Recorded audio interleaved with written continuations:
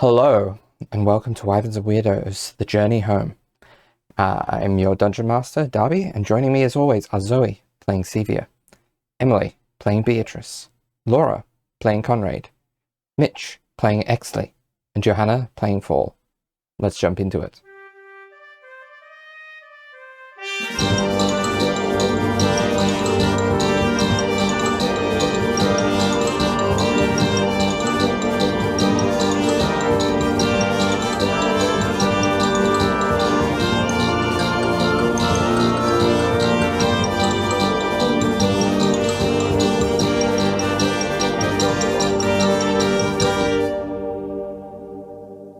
So, where we last left off, the party, after having raced dinosaurs, who were in fact a pair of their number polymorphed into dinosaurs, and winning and coming in second or third in the race, I think second,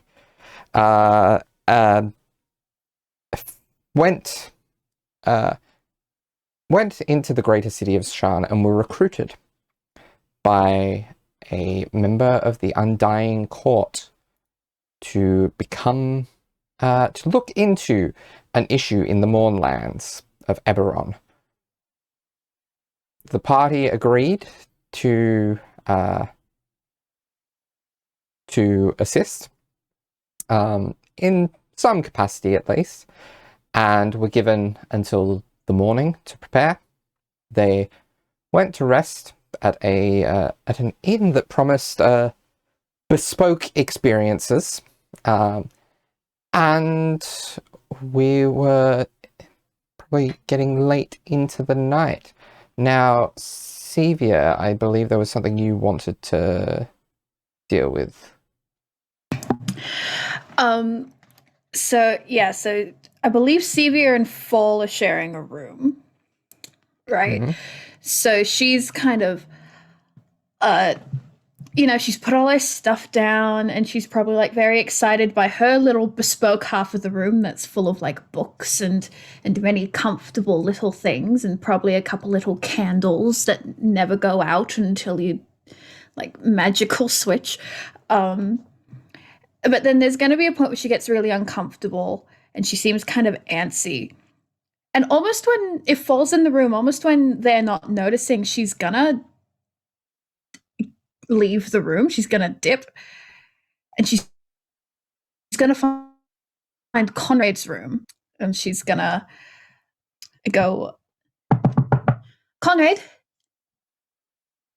So there's a little bit of like noise, and then Conrade kind of like cautiously pops the door open, and pokes his head out. He's clearly wearing like, I don't know, like a dressing gown or something like that, and like his like hair is like very wet, plastered to his face.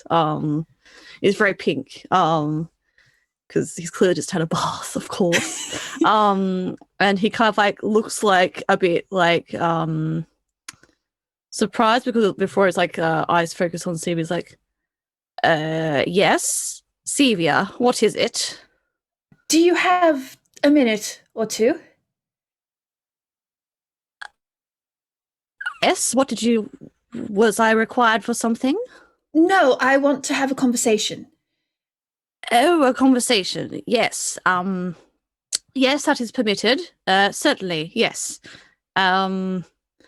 And he would like, well, so he then like opens the door for Cevia. And Conrade's room is just like, it's very like super, super fancy. He has like all of his kit very neatly laid out, like on like probably like a table. And there's like some like all of his like little daggers and things like that. With like, he's obviously been like making sure they're all sharp, grinding them down, I suppose.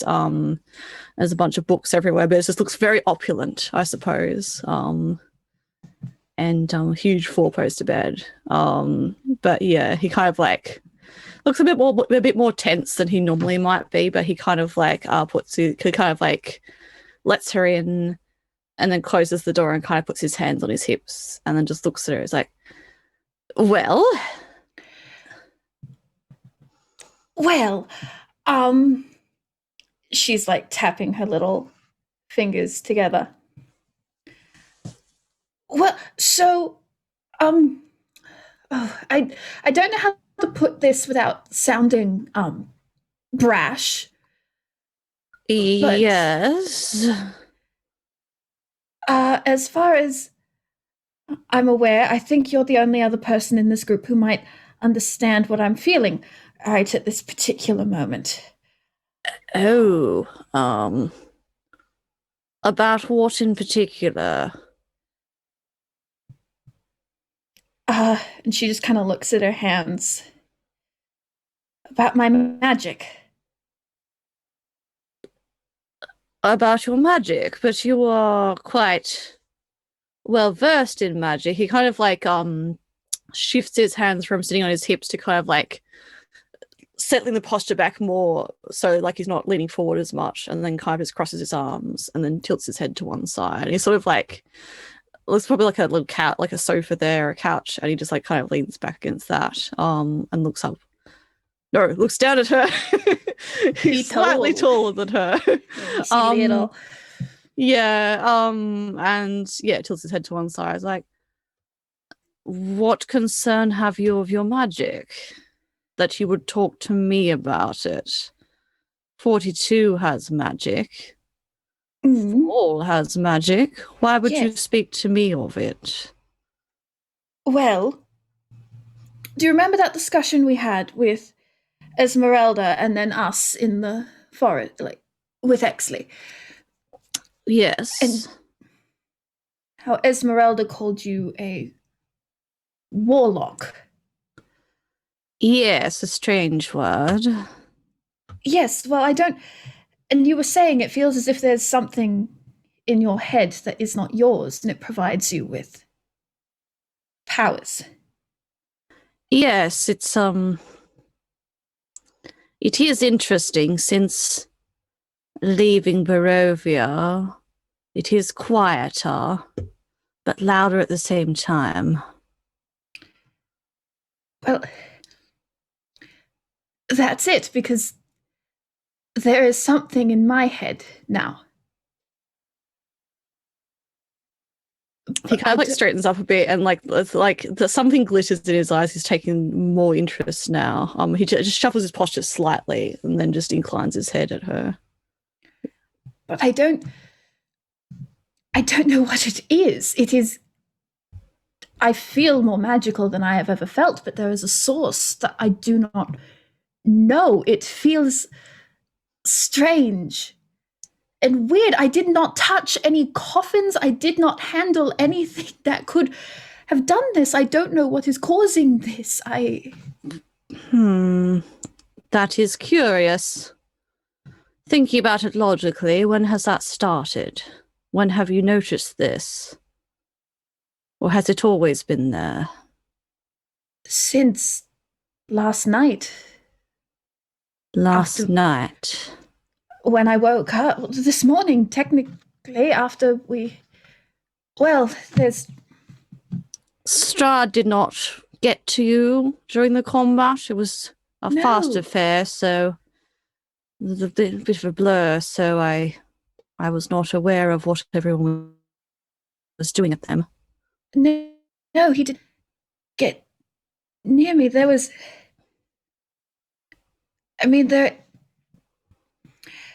this she's very flustered and frustrated, and like her hands are just kind of clenching and unclenching. And she goes, nothing has felt the same since this. And she like holds her palm out, and I assume that it wasn't a mote of divinity that she got, but like that mote of restoration, charm of restoration. Charm. Yes, that she got. I assume because it's not a physical charm, it's a magical one. She can just kind of make it appear as if in her hand, like just a little glowing orb.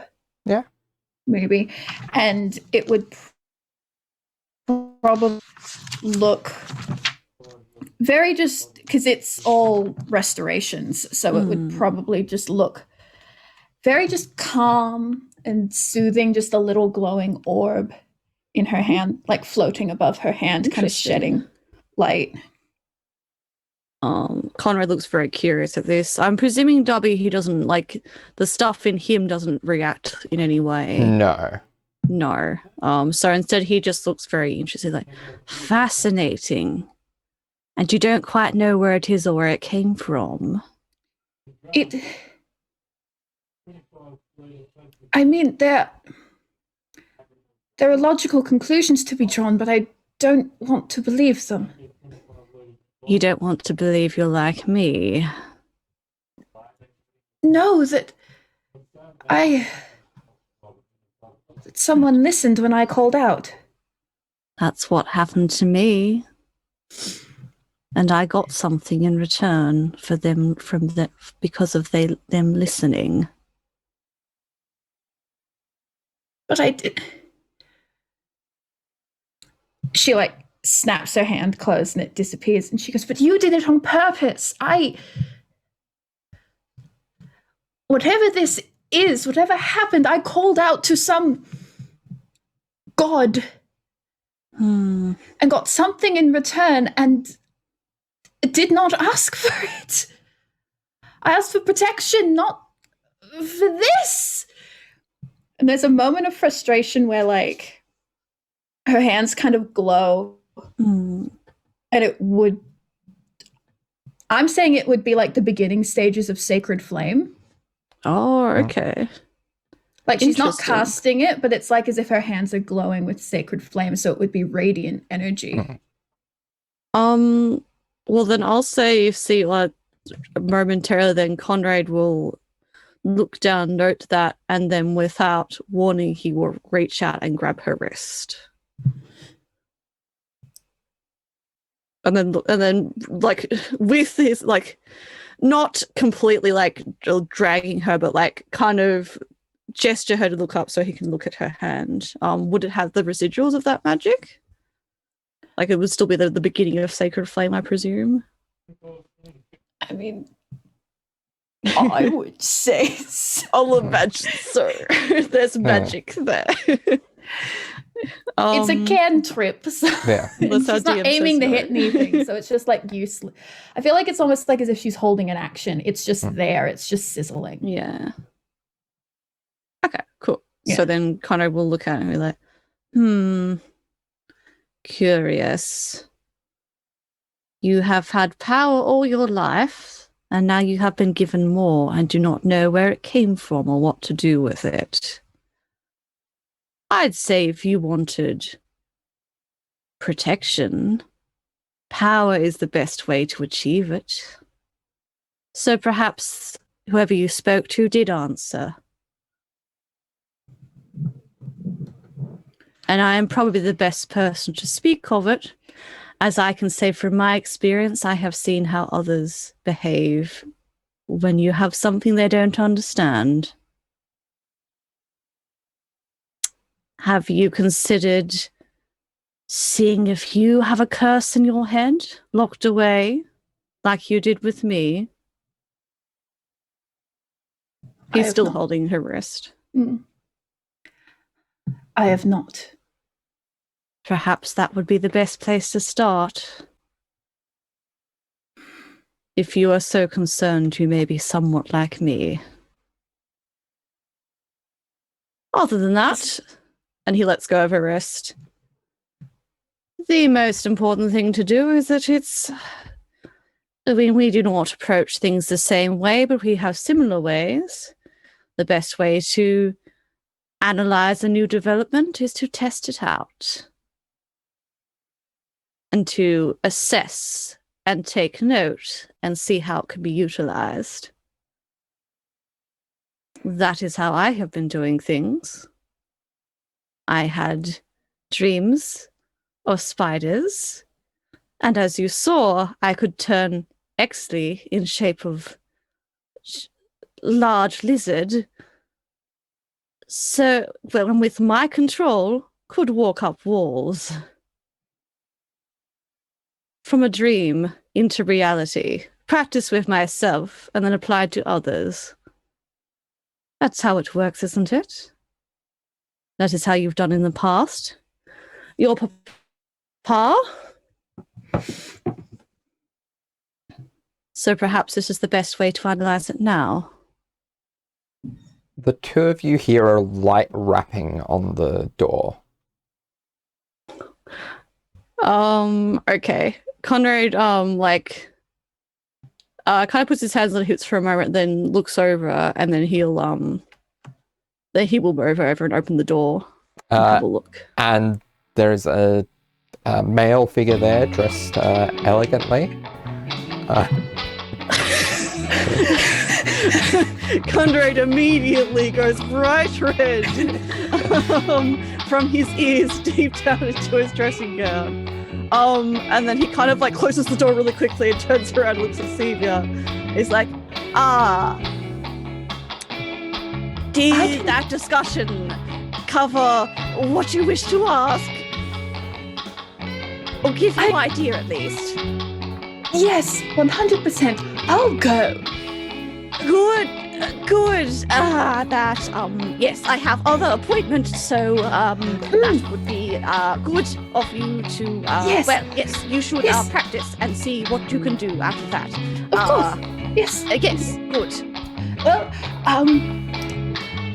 have a good evening. And she like pats him on the shoulder and walks out. And as she walks past this man, she's just like, good evening, and then just walks back to her room. Walks back to her room with Fall. She'll hear the door opening, Conrad will but just tune in, and there we go. And fade to black.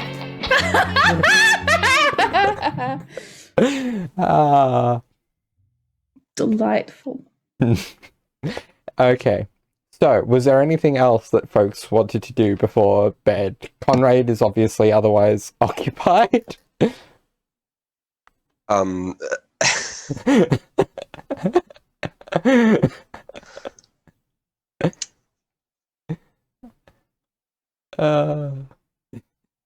Exley does have something that he wanted to do, if that was possible.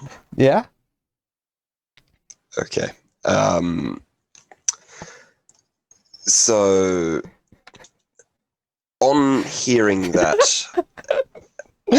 For audio listeners, during this laughter, Laura dropped her camera on the Zoom call, and it was initially Conrade number 1. It is now Conrade in square brackets busy.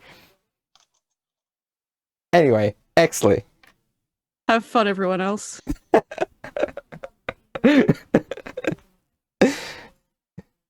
So, Exley, on hearing that these rooms are able to be sort of manipulated to the occupant's desires, in a way, he has asked for his room to be changed into almost similar to like a workshop.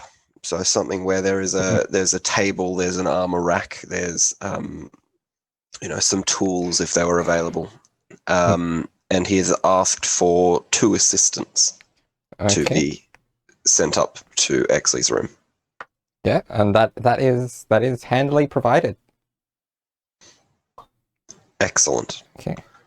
Well, as the 2 get there, Exley will say, "Good evening."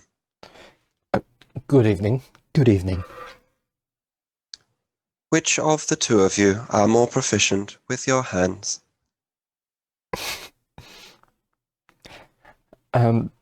We are both quite skilled with our hands. Very well. You, and he points to the one on the right. Are you able to get some shopping done tonight with the right pay? I will see what I can do. I am after several gems, and he's going to give a list of gems, which I'll send to you if you'd like. Yep. And as that fellow strides away, the other one will get to work on a little project. Okay. right. And I take it you're keeping that secret for now? Well, it'll be. Yeah, I can say. So, Okay. essentially, they, Exley, with the help of his new friend, who is named Calathel. Calathel. Excellent. Exley will use the full name. The two of them get to work essentially delicately removing Exley's faceplate to carefully inscribe that rune and etch that rune that he's seen on other Warforged head into his own faceplate.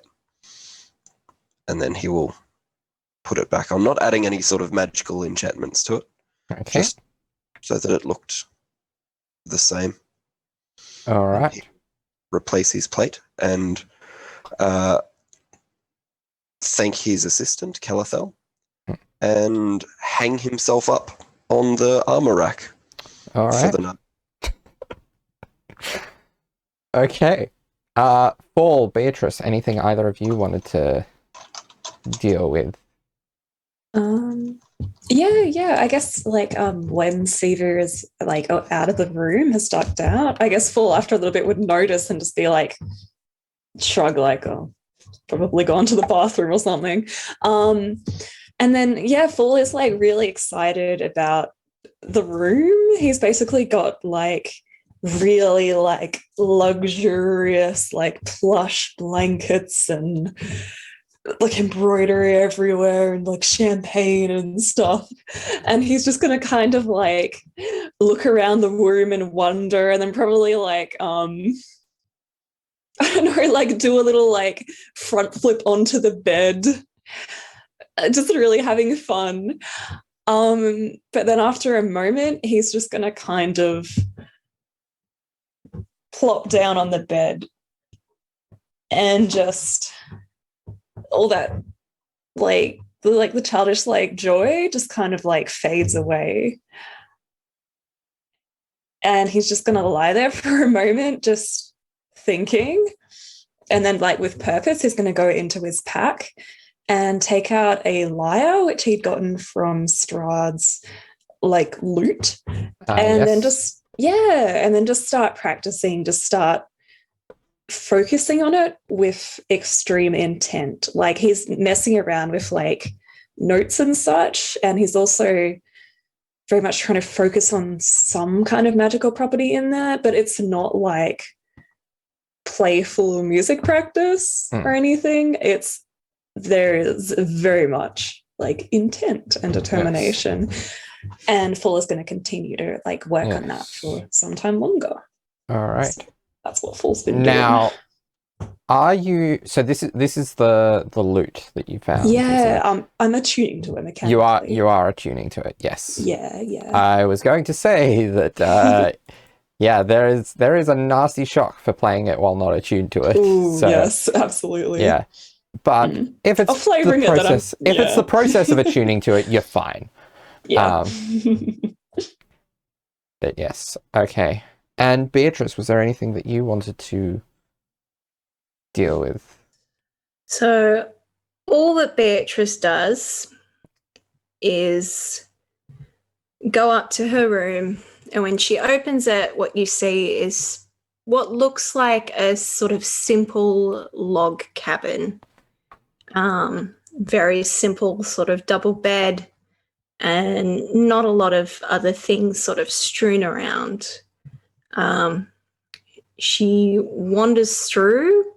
This place looks relatively familiar to her, as it is a copy of what her bedroom was back home before everything had happened.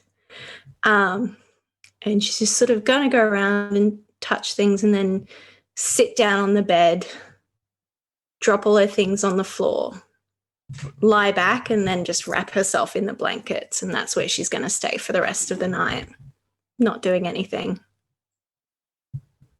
Okay. So, all of you in your time find rest come to you. Cevia, during the night, you fall into a dream.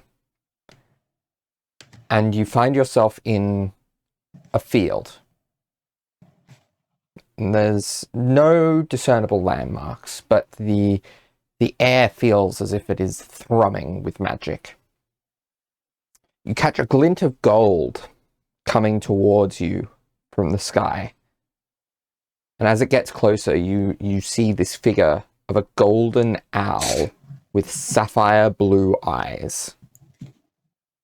The owl swoops overhead, and as you turn to look, it has disappeared.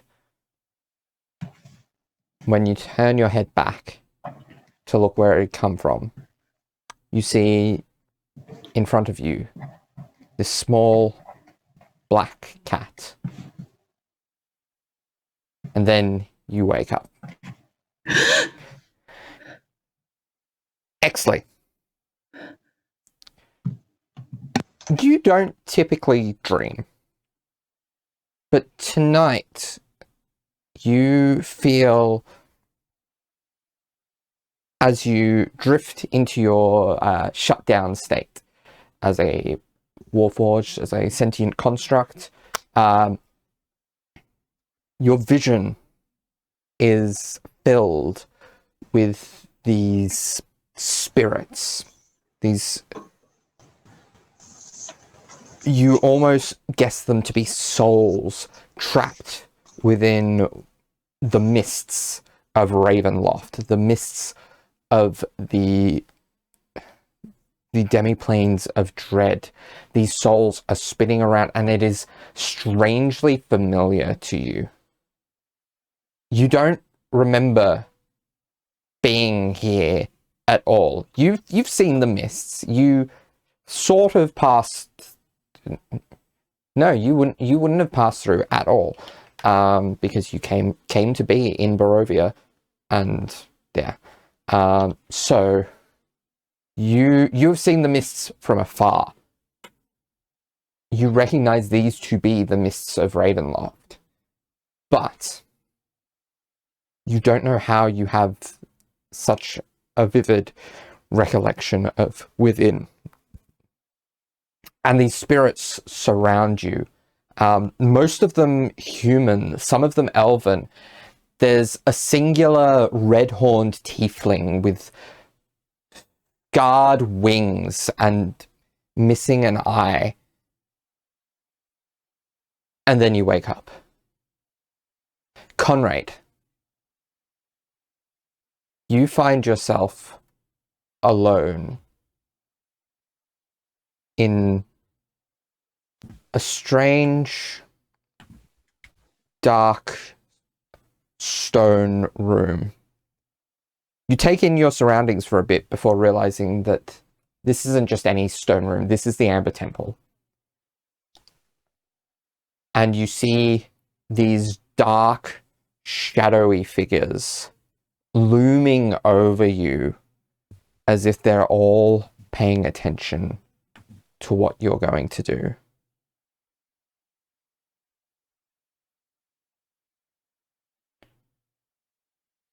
They're all about 15 to 20 feet tall, shadowy. You see they've all got these strange, dark, twisted, warped features. And they speak mostly in unison. You have left the mists, but you do not leave our sight. Spread our dominion, and there will be reward.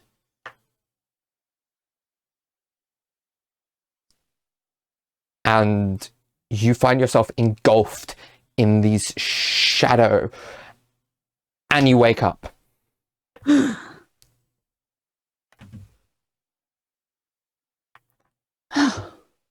Paul and Beatrice, you rest without incident.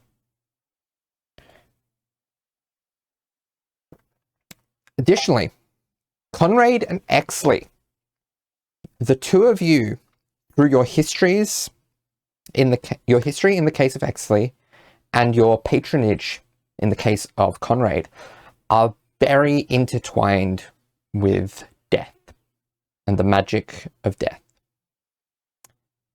The two of you wake up and you feel like you're fully rested, but you feel a slight twinge.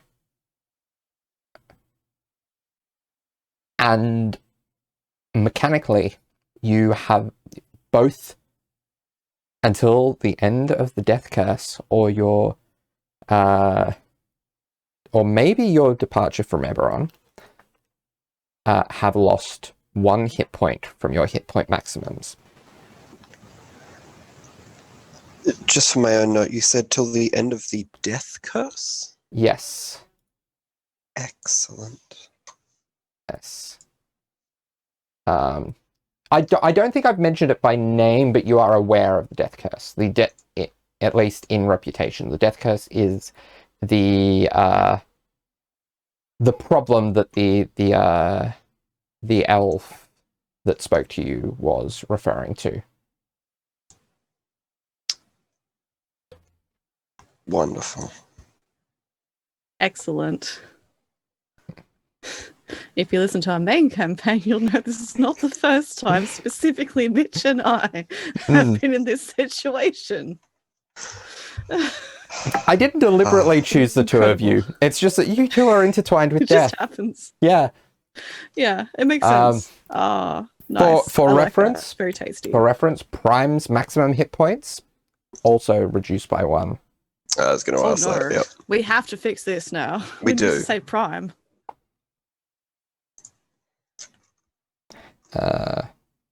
And yeah, all those items were procured for you, Exley.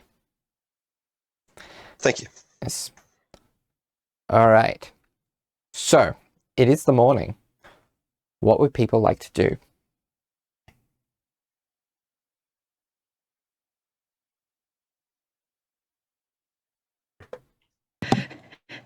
Stare awkwardly at each other, apparently. All of us. Exley will probably activate early and make his way downstairs and with his silent companion, which is, I believe, dressed head to toe in full armor. And we will just sort of wait on not really a table, but like a corner far away from the door, but so that we can see who's coming and going. Okay. Beatrice would also probably be up early and wander down, if not at the same time as Exley, or just shortly after, and we'll have joined him. Okay. Sit. Good morning. Good morning.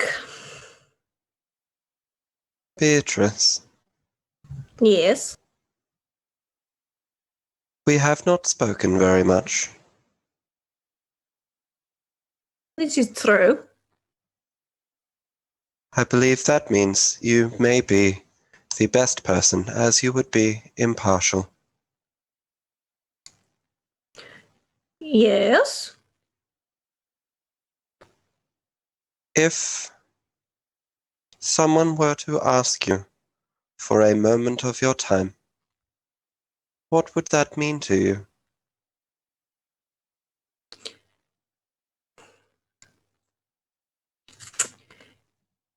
Beatrice sort of cocks her head and thinks for a moment. Well, generally, when people ask me for a moment of my time, it means that they want something. Whether it's them giving me a job.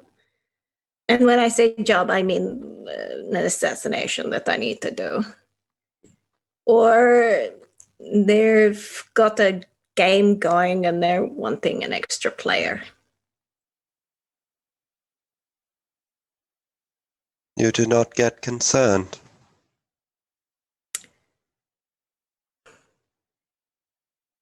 Not overly. Somebody asks for a moment means they want something. Everybody wants something, even if they don't say it. Very well. Thank you.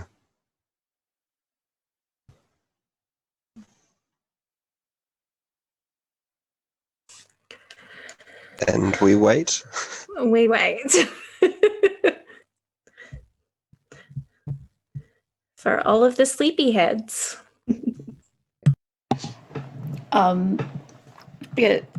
Cevia would have sat like bolt upright at the end of this dream and just, I don't know if she would have gasped loud enough to wake up Fall, but she definitely was just, and then has just been sitting with her head in her hands. Fall was probably sleeping quite badly because they're not used to sleeping in a good bed. Yeah, so I guess they'll notice after a bit and they'll be like, hey, Cevia, what's up?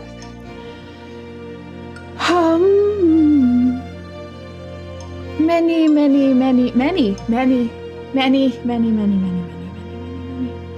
things. A nightmare, was it? Or No. just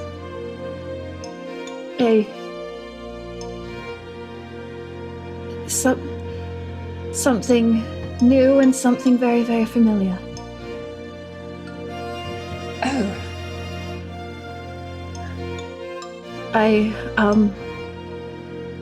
Have you ever heard of the goddess Arcani? yes, I have.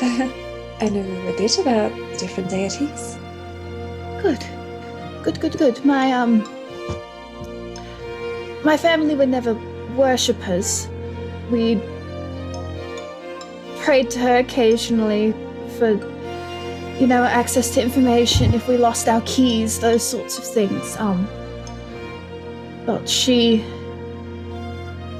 has many symbols, many of them animals, many of them magic, and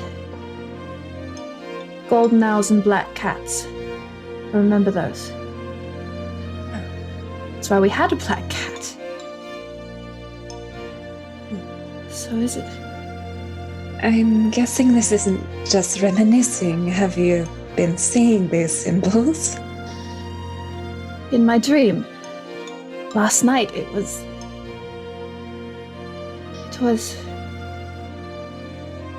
It's as if something clicks in her head. She looks up. She looks at her hands.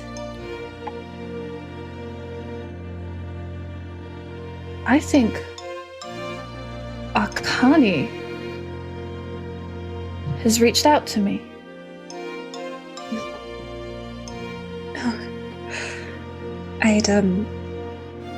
I wasn't very sure how to bring it up. I didn't know it was Arcani specifically, but something about you just recently reminded me of some of the clerics that I'd interacted with at the monastery. A cleric? Like, Or maybe a paladin or something. I could be wrong, but I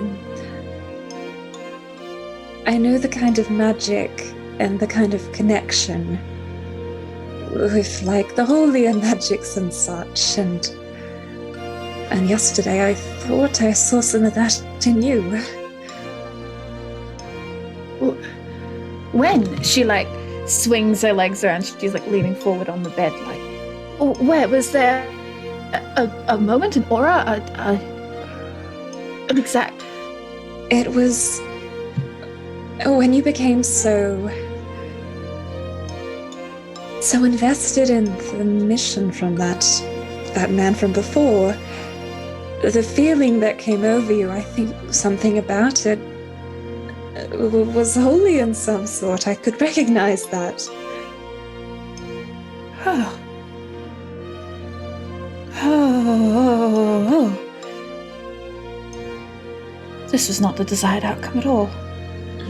This is... Oh. A cleric. Cleric. Are you okay? I didn't think this would be something that you'd exactly be leaping into and wanting to do. This really has come as quite a surprise.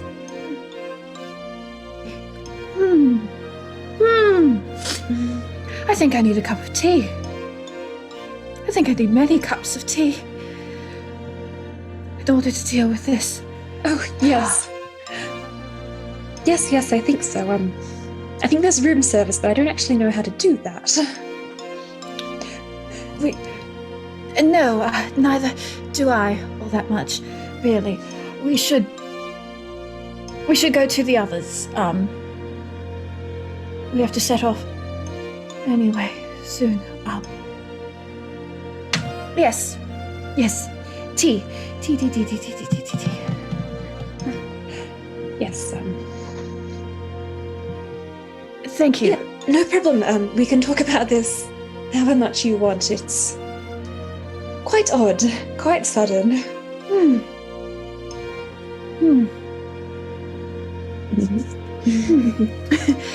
She just kind of He gives nods. her like a pat on the shoulder. He scooches. She just kind of nods, like puts her hand over his, pats his hand, and then gets dressed and goes downstairs. All right. Likewise.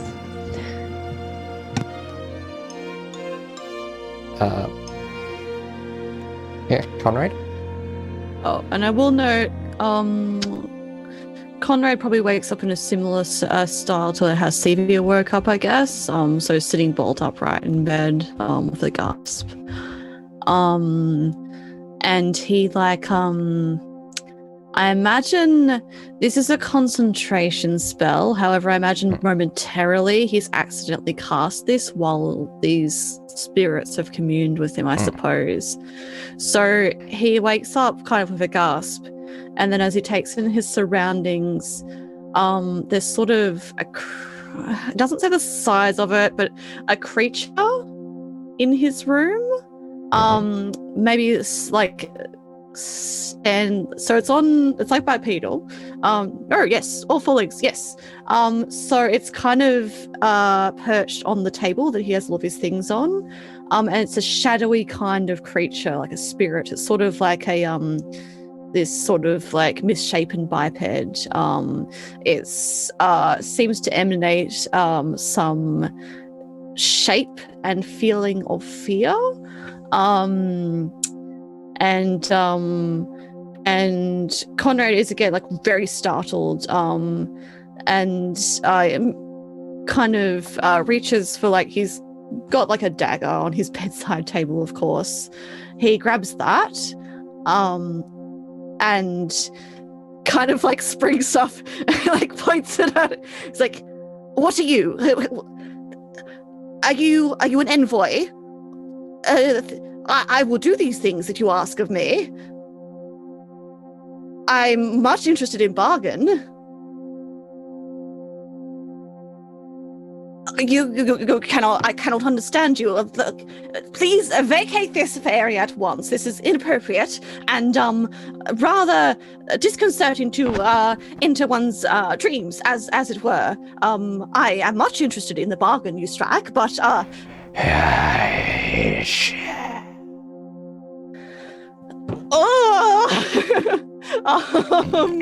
he kind of like bundles up his little blanket and then just like again kind of like tries to like shoot, get away now.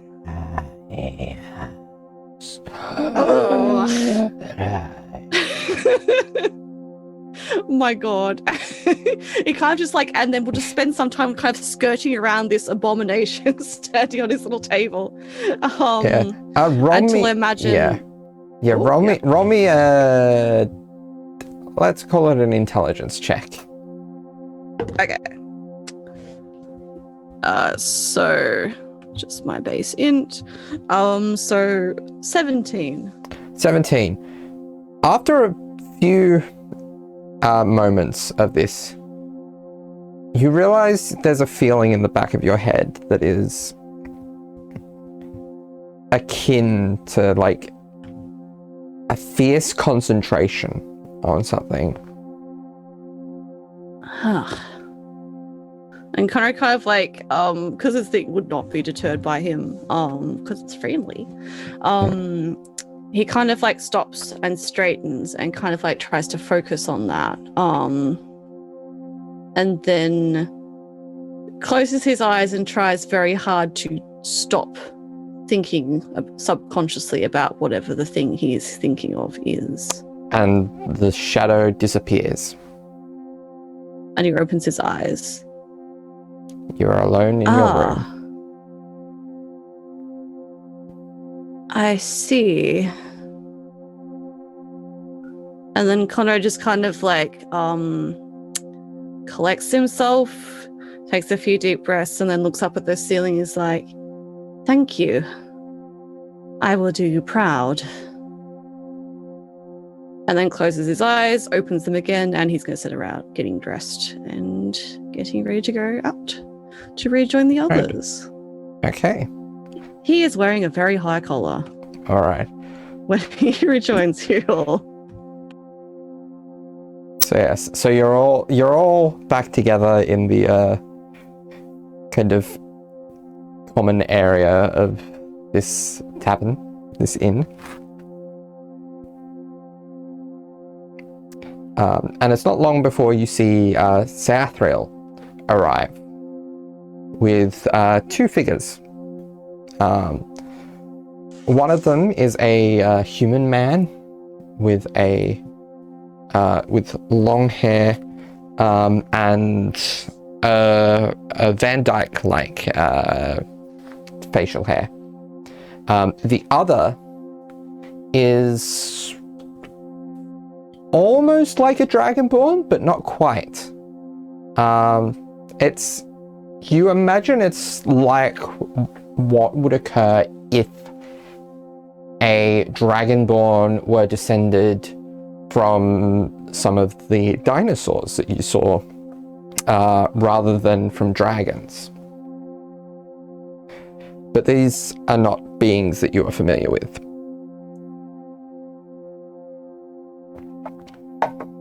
𝗖𝗔𝗦 approaches and says, "I trust you slept well?" Perfectly peacefully. Yes, absolutely. And you are prepared for your journey? Yes. These Probably. are to be your guides. 𝗖𝗔𝗦, pointing to the man, and dragonbait, pointing to the dinosaur-like figure. They too are from distant plains. Similar travelers then. Pleased to make your acquaintance. I am Conrade. Pleased to meet These you. are my compatriots. And 𝗖𝗔𝗦 offers out a hand to shake. Conrade takes it and will shake his hand. Pleasure to meet you. And he offers the hand to each of you one by one. 𝗖𝗔𝗦 and Dragonbait. Yes. Dragonbait. Interesting. Dragonbait is Dragonbait. notably silent, though you do. Yeah. Though you can get a scent coming off of him. Okay. Interesting. Conrad will greet them as normal. And then kind of like stand back with his hands on his hips and look at the others. As you do, you smell the slightest hint of lemon.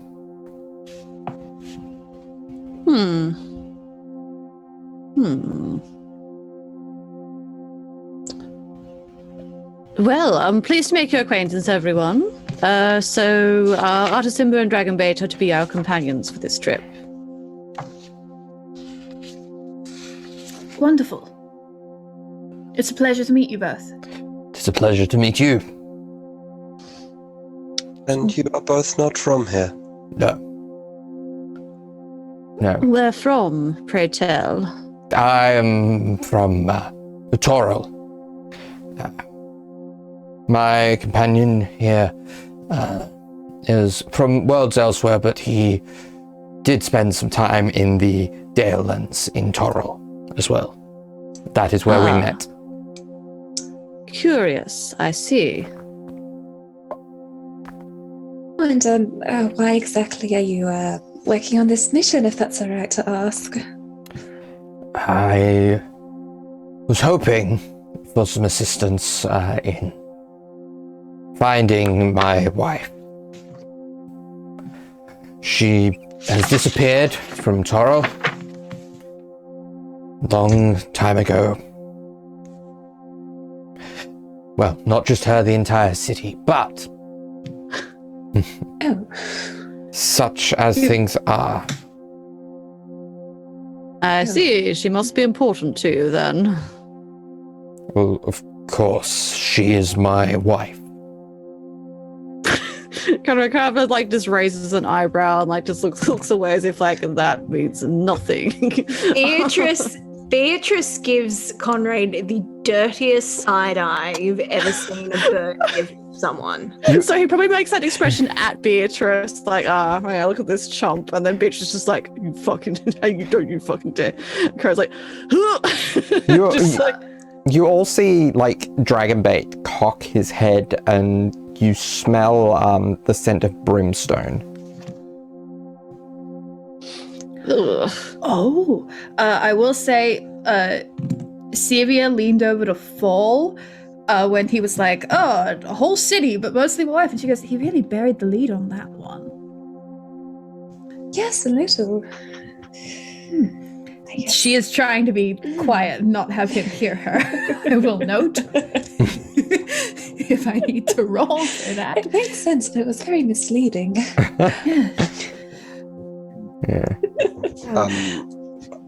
Exley's going to, on hearing that from Artis, is going to turn to Dragonbait, was it? Yes, Dragonbait. And will say, and do you have stock in this mission as well?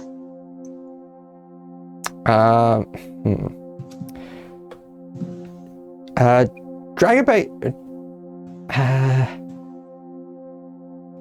There is. Dragonbait almost seems to go through the motions of speaking, though you do not hear anything. But there is the slight scent of wood smoke.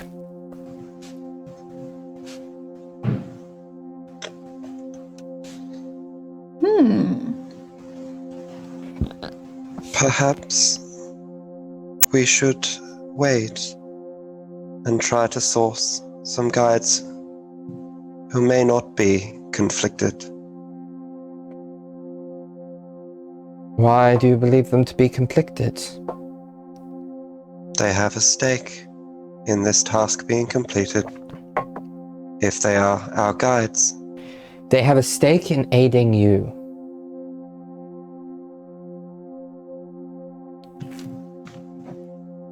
Will they be given help just for helping us?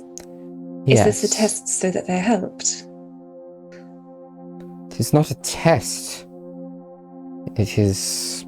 They have been hired to do a job, and that job is to help you in what you have been asked to do for us, in return for your own reward. I see. And once again, if we choose to back out at any point, none of you will stop us. Of course not. No. Insight. Yeah, how do the other two react to that? Yeah, roll insight. I got a nat 20, so it's 25. Okay. I'm on a 23. Conrade does 16. He's just 15. receiving. Sorry, Okay. 22 by Canada. Okay. Artis, you get the feeling, is still trying to get a gauge on all of you. Sathriel seems to be completely above board. And Dragonbait, hard to read. Okay. Right. Well, that's very kind if it's true.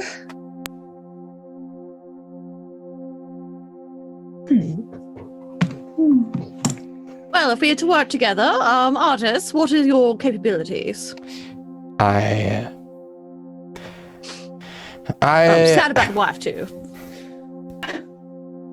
he glares at you momentarily before saying, I am versed in survival and wilderness training, as well as have good experience with combat. I'm well equipped with a longbow and bow. Excellent. and a handy dagger. And I've been through a few of the planes, so I've had good experience with the strange and the dark.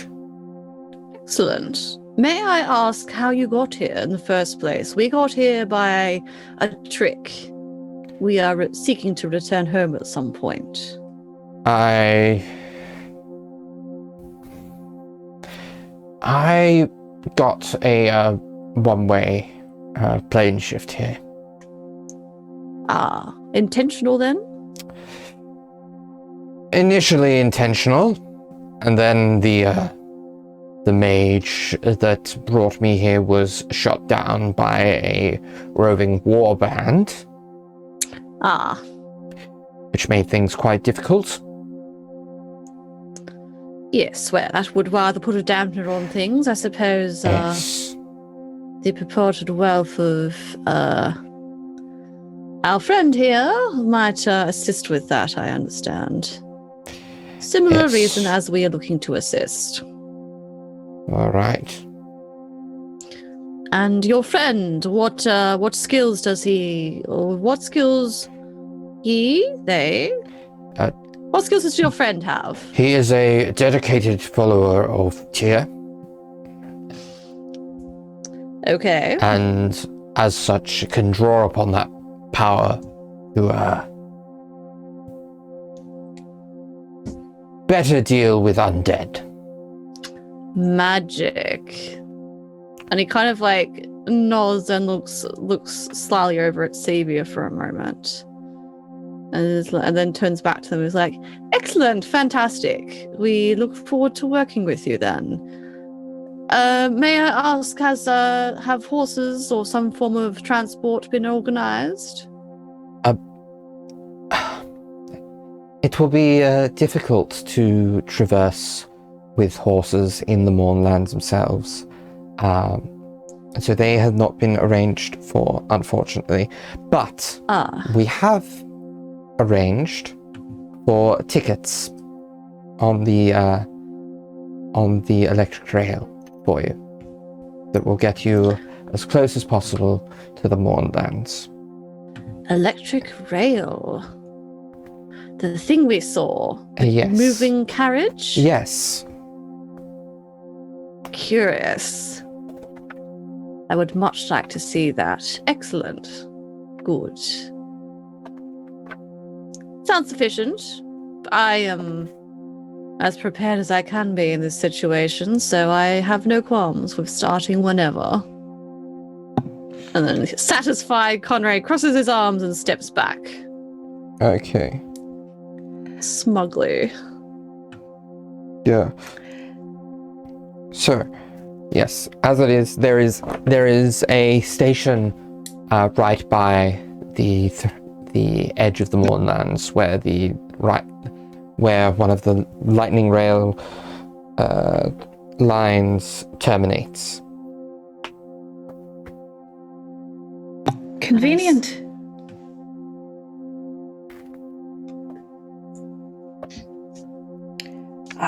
Do you have any more that you wish to prepare, or are you ready?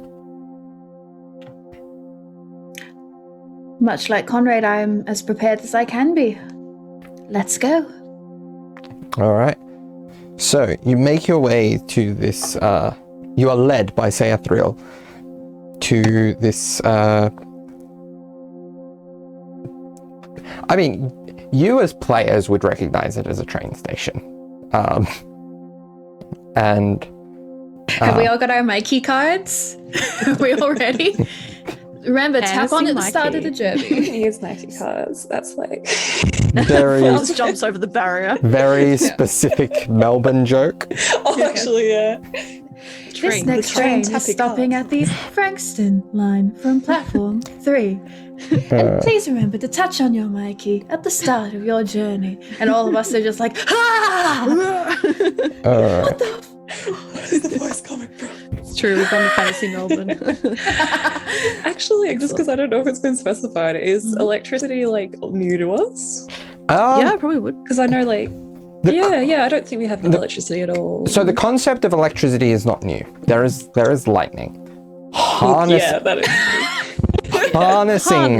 Harnessing electricity is still done by some, but usually through momentary spells. A sustained use of electricity is not something that you have come across before. No. So yeah, probably one hearing like the electric rail. Yeah. Full was like, what the fuck? That sounds dangerous. Yeah.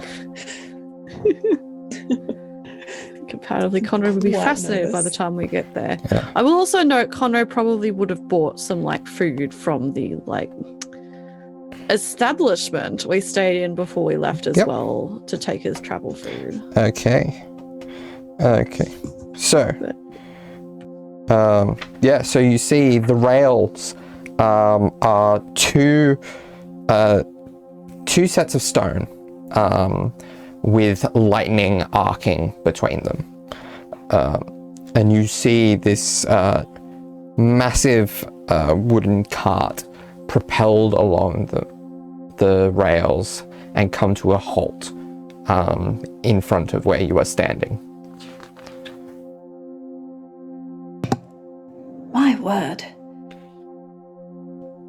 Curious. That's incredible. How magic? Is it magic? It is magic, yes.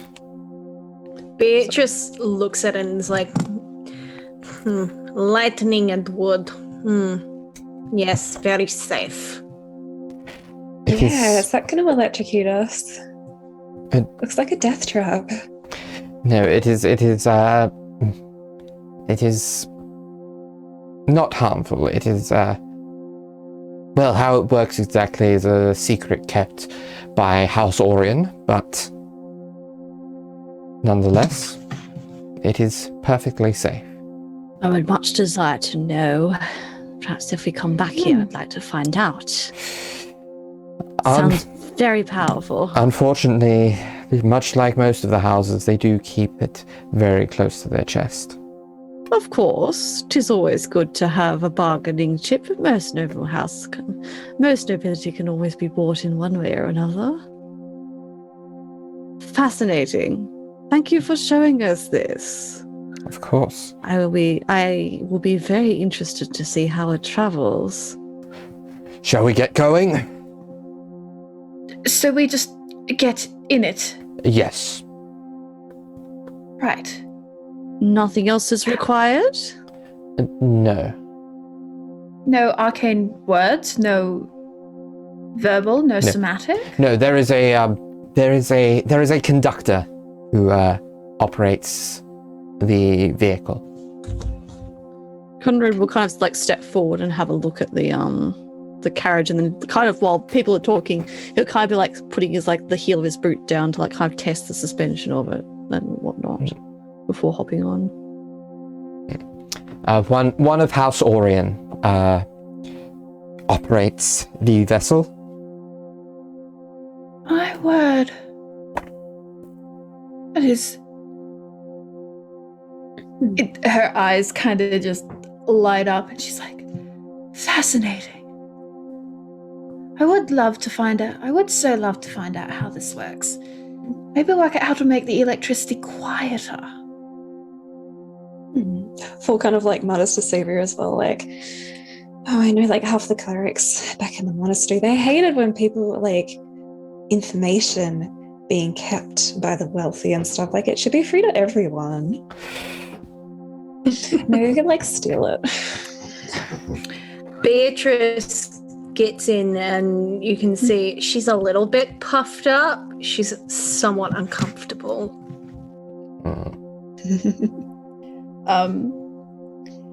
Cevia, I'm so sorry, Beatrice. Cevia does not know this because she has a little smile on her face and she goes, when you worship Arcani, the only thing worth punishing you for is keeping information from others. So maybe we should steal it. No. Oh, I mean, Kidith is kind of wrong. like, it can be like tactical to keep information from others. So Kidith is kind of like, yeah, you can if you want, but like personally, like a couple of them, like the monks and stuff, are like, no, it should be free for everyone. Fascinating. Well, Exley, is this fascinating to you as well? It is certainly interesting. Is there something on your face, Exley? Do you need help cleaning it off?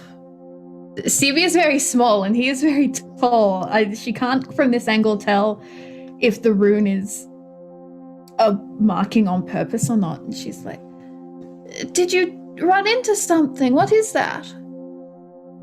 I made a small adjustment, and he'll look down so that Cevia can see the rune. Oh. I noticed that all others that were similar to me bore this mark. So I believed in order to fit in, I would do the same. I guess the disguise sounds useful. A disguise. Oh, Exley. Cevia just looks a little sad at that. Just kind of gently pats him on the arm and climbs into the carriage. Yeah. Exley will follow. Paul also like kind of comes to a realization, is like, ooh, that's uncomfy, and then we'll eventually hop on as well, seeing everyone else safely on. Yeah. And brace themselves against the wall. Artis and Dragonbait will climb aboard.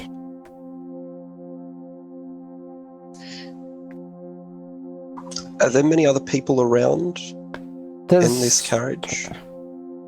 One or two, but not that many. Like, well, yeah, like there's a couple of others. They seem more like standard commuters, almost as if they're just trying to get somewhere for work or something this hour of the morning. Yeah. Okay. And do we know roughly how long this trip will take? You've been told that you should get there by about nightfall. Decent trip then. Dang. I will note when Conrade sits down, he takes up as much space as possible on his seat. Of course. Like, his legs quite like, yes. Beatrice squishes herself in as close to, like, in between Cevia and Fall as she can possibly get. Oh. I'm assuming as we start... Oh, Emily, you're so muted. I know, I wasn't actually saying anything. I'm assuming as we start trundling along and Cevia is immediately like, oh, so many noises. Oh, Darby's making train noises. That's nice. And then she is going to look at Beatrice and be like, are you... Silly question. Are you okay? I Don't like it. The train, the electricity, All of it. Is this your general mistrust of things, or is this something you would like to discuss in an open and safe way with Fall and I? Beatrice looks around the carriage and then looks back at Cevia and just sort of like does a little shake, which does nothing to settle her feathers, and just sits back, doesn't say anything else. That's fair. I guess it's not exactly private here. If you would like, I'm sure Fall and I could talk nonsense and distract you for the many hours we're going to be on this train. If you wish. Is there any particular brand of nonsense you would like?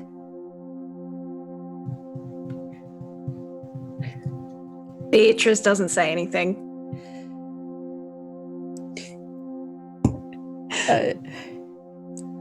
Cevia looks at Fall. Fall goes back to what he was doing before, which was just like staring out the window with like his hands pressed, and is like, I guess I can like, hey Beatrice, there's like really cool trees out there. Oh, that's that's like a really nice building. It's like really tall. I wonder how they made that. Oh, look, I think it's there's a horse. Look, Beatrice, there's horses.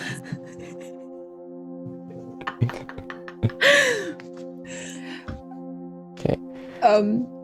Is this acceptable? I don't really know what to talk about. No, yes, Beatrice, look, there's horses. And Cevia goes back to what she was doing, which was alternately looking out the window and being like, holy fucking shit, and like darting her eyes around the whole room to see what's going on and if she can work out how this thing works.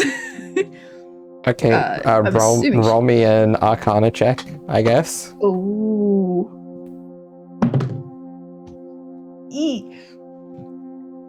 Oh wait, my Arcana is really good now. That's a dirty 20. Yeah, you're not sure, other than the fact that, like, from what you can hear underneath you, like, the lightning seems to be moving the cart along, but how it works, you have no idea. I got a 25 perception. How many horses do I see? Over the course of the day's travel,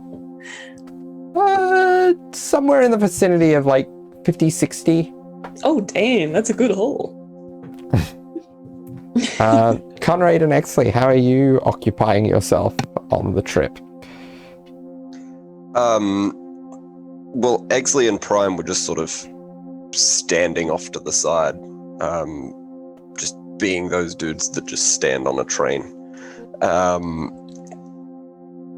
Probably Exley would have started like going into his weird powered down state. But on hearing the conversation happening over with Fall and Cevia, Exley would probably look over at Beatrice and see how well that's going down, and if not well, which I'm assuming, he will attempt to intervene. Beatrice has pulled her hood up and down, and she's just blocking out the world. Okay. Are there like backwards facing seats?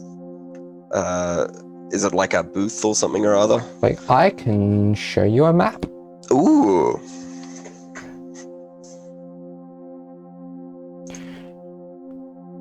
Oh, perfect. Okay. So,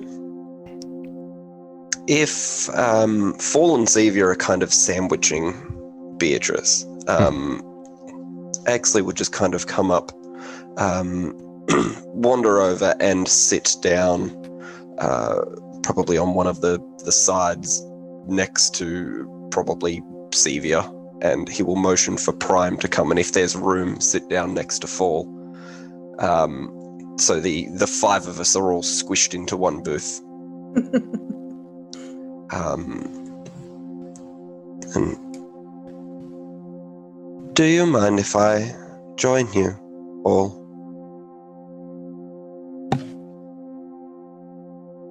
Not at all. Go for it. Excellent. I had some questions I wish to ask Beatrice.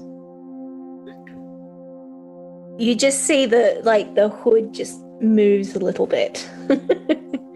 You can't see Beatrice's face. Okay. But she has sort of moved as though she's acknowledging your presence. Oh, would you like us to move? She You looks may at stay Beatrice. if you wish, but we will be talking about matters that may not be of interest to you. To be fair, I feel like that's what Fall and I have been doing for several minutes at this point, so the least we could do is listen back.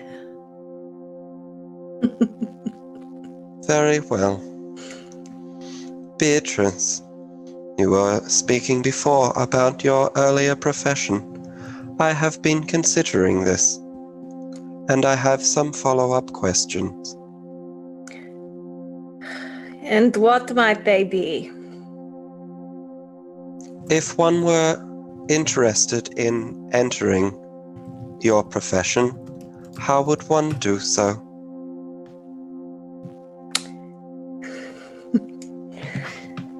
Well, you'd probably have to find a guild. I do have contacts to several different guilds. Is there a particular thought process on finalizing a contract?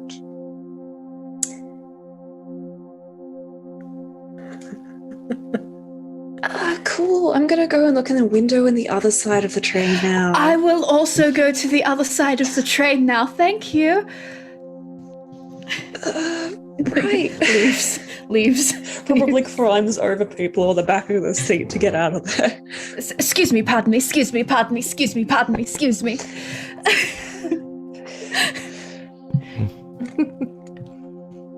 Exley, essentially, for however long the conversation goes, will ask Beatrice a bunch of questions regarding, the thought process on how one would choose to kill certain people. There might be Exley will point to someone at the back of the bus and say, how would you kill him? Or how would you kill me? How would you kill Conrade? Not knowing much about our 2 new friends that we've just acquired, what would you do? What's your thought process there?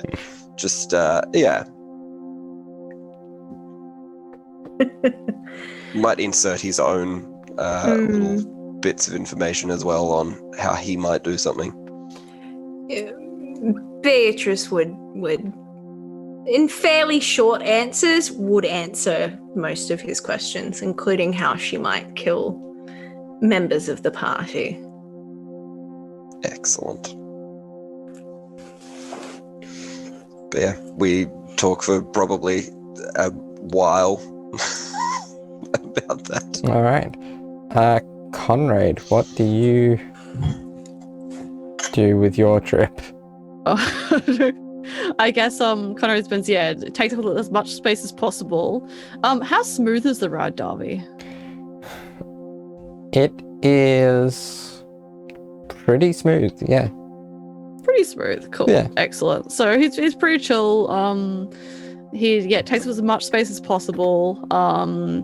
He takes some notes in his diary. He probably, because this is a long trip, after a while looks a bit uncomfortable and just does a lot of just walking up and down the train and kind of stretching a bit uncomfortably. But then he'll just go and find some place and just sprawl in one of the little rooms. very gingerly, and then he'll be kind of like taking more notes in his diary and probably like doing some little sketches, I think, as well. But yes, yeah, All right. he's chilling. All right. So, yeah, as the train, as the day comes to an end, the train, you find fairly early in the morning, the morning commuters very quickly departed, and you get the impression that there were stops towards the end of the trip, but because of where and when this particular train terminates, you get the impression that not many people are taking this line at this particular point in time. But as the sun begins to set, you find yourselves coming to a halt. You, in your own time, depart the carriage to see before you the ruins of a train station. The line ahead of the train devastated, and just beyond that, a strange grey mist.